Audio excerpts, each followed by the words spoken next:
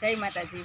બેન, તમે આ આશ્રમ છે બરાબર છે, કેટલા વર્ષથી ચલાવી રહ્યા છો? 5 વર્ષથી ચલાવું છું. બરાબર છે. તો તમે અત્યારે આ લોકેશન આઈનું શું એડ્રેસ છે? આનંદ વાટિકા સોસાયટીની સામે, હા. શેખપુર રોડ, વેલેન્જાર. તો આપણે આ આશ્રમ અહીંયા કેટલા સમયથી ચાલી રહ્યો છે? અહીંયાથી હજી થોડોક ટાઈમ જ થયો છે, અહીંયા સેટ કર્યો એને, કારણ કે જે જગ્યા હતું એ જગ્યા અત્યારે વેચાઈ ગઈ છે, એટલે એ હિસાબે અમે અહીંયા લાવ્યા છીએ. પણ અહીંયા અમારે થોડુંક મેનેજમેન્ટ નથી, એ હિસાબે અમારે વડીલોને જે અમે રજા આપી હતી, જેમ કે મેં આગળના વિડીયોમાં કીધું કે ભાઈ મેં 45 વડીલોને મેં રજા આપી છે, તો અત્યારે મારે બીજા નવા વડીલોને હું રાખી શકું, તો એના માટે મારે અહીંયા પતરાનો શેડ ઊભો કરવો છે, એક ટેરેસ ઉપર પતરાનો શેડ ઊભો કરવો છે, જેથી કરીને નવા વડીલો અહીંયા રહી શકે અને જે વડીલો છે એને પણ તકલીફ ના પડે. બરાબર છે. તો આજે માં છે બરાબર છે, એની ઉંમર આજે 100 વર્ષ આજુબાજુ લાગે. કેટલીક વર્ષ છે આ માના? 82 વર્ષ છે. 82 વર્ષ છે. ઓલામાં કે એની એટલી 85 વર્ષ છે. 80-85 વર્ષ છે.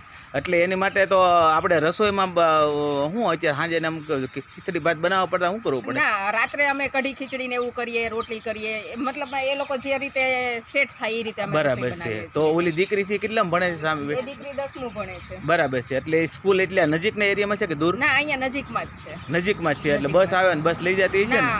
પર્સનલી પેલા ભાઈ છે તો એ અહીંયા ધ્યાન રાખે છે, દીકરીઓનું ને બધાનું ધ્યાન રાખે છે, દીકરીઓને લઈ આવે, મૂકી આવે, આશ્રમમાં કંઈ પણ વસ્તુની જરૂરિયાત હોય, હું હાજર ના હોઉં તો એ બધું એ ભાઈ સંભાળે છે. બરાબર છે. ઓલી દીકરી છે એ કેટલામાં ભણે છે? એ દીકરી મારે 6ઠું ભણે છે. 6ઠામાં છે. બરાબર છે. એટલે બે એક જ સ્કૂલમાં કે અલગ અલગ? ના, એક જ સ્કૂલમાં છે ને બંનેને ફૂલ ડે માં જ બેસાડેલી. બરાબર છે. તો હવે આપણે આશ્રમમાં હું શેડ ને એવું બધું બનાવવું છે? હા, આશ્રમમાં શેડની ને એની જરૂર છે, તો જેથી કરીને નવા માણસો સામી શકે, અને મારે જે અંદર જગ્યા છે ને એમાં મારી ખાલી સામાન જ ટાઈમો છે, સમજાય. એ હિસાબે અત્યારે એ લોકોને સુવામાં પણ તકલીફ પડે છે. હા હા. તો એટલે મતલબ અહીં નીચે શેડ ને ઉપર બે જગ્યાએ નાખવો છે ને, તો એને આપણે છે ને એક કામ કરો બેન, તમારો જે ગૂગલ પે નંબર છે ને એ નંબર આપો તમે, બરાબર છે? એનાથી લઈને લોકોને જે કોઈ દાન દેવા માંગતા હોય એ દઈ શકે છે. ઓકે. નમસ્તે, મારું નામ સંગીતાબેન ખોટ છે, હું સુરતથી છું. મારો આશ્રમ જે 5 વર્ષથી ચાલે છે અને આનંદ વાટિકા સોસાયટીની એક્ઝેક્ટ સામે છે. મારો ગૂગલ પે નંબર છે 87 588 89 985. બરાબર. 87 588 89 985.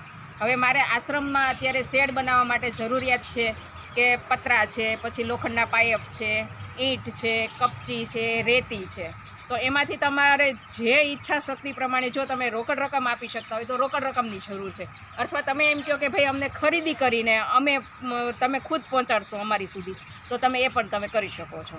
વાહ. એટલે એ બરાબર છે. અને સુરતમાં જે કોઈ રહેતા હોય બરાબર છે, તો અહીંયા તમે માન લો કોઈ કાર્યક્રમ કરો છો, કોઈ કેમ્પ કે એવું કંઈ લગાડો ખરા અહીંયા તમે?